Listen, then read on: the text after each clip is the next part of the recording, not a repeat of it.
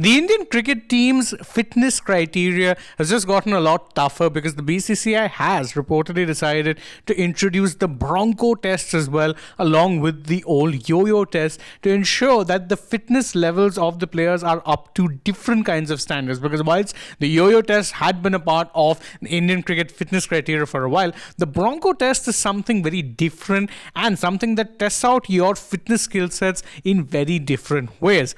But whilst the move was largely welcomed by a lot of people, one person who has now come out in opposition to it has been Sunil Gavaskar, the former Indian cricket captain, has of course in the past spoken out about fitness for the sport being very unique to sports beyond cricket, and it is a criticism that he has once again revisited in a column that he's written for a very notable news portal. And we'll get over those quotes in just a bit and then discuss whether or not what it is that he's saying, well, does it have any merit to it, or is it something that, well, you can say is just his opinion. First, let's see what his opinion is.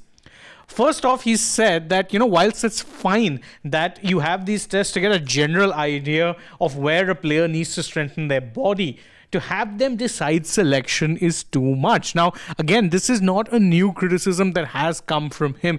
If you're an old viewer of our channel Sports Today, you'd remember that there was a very viral quote which he had given in an interview to us where he said, and this was about Sarfaraz Khan, he said that if you want fitness models, if you want people to be selected for fitness, then just go and select models instead of cricketers. So this is a pretty consistent line that he's had for quite a while now when it comes to fitness criteria, and of course these tests being a selection criteria for the Indian cricket team. He further expands on the point in this same column, and he says that every person's body is different. So having one standard for everybody in the squad is well nigh impossible. And again, that does make sense when you consider that, and he's something he expands on in this article where he says that the fitness demands for a wicketkeeper, for instance, would be very different to the fitness demands that exist for a fast bowler, which is again very valid. The same can be said, of course, about a batter, because again, the fitness levels required or the types of fitness, the body areas you target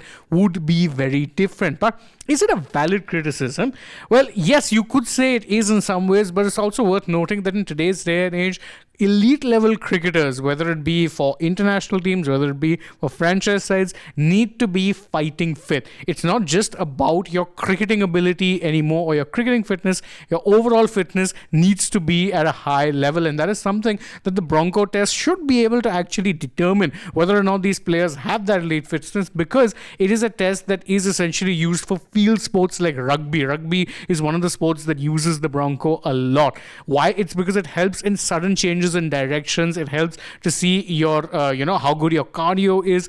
It is something that should be there, and truth be told, I think a bare minimum, a standard of fitness should be the norm for not just the Indian team, but truth be told, any international team. And therefore, I don't understand what the problem is, but you can let me know if you agree with me, if you agree with Sunil Gavaskar, or if your opinion lies somewhere in between. And don't forget to like this video, share it with your friends, subscribe to the channel, tap the bell, follow us also on social media. We're on Instagram, X and Facebook, and stay tuned for more such videos from the world of sport.